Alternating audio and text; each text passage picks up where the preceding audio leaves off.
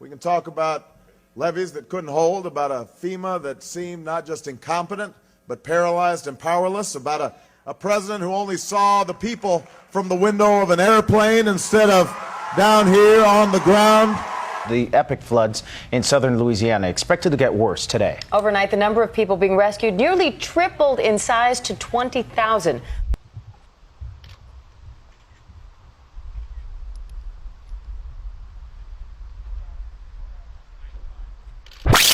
Powerless, about a president who only saw the people from the window of an airplane instead of down here on the ground.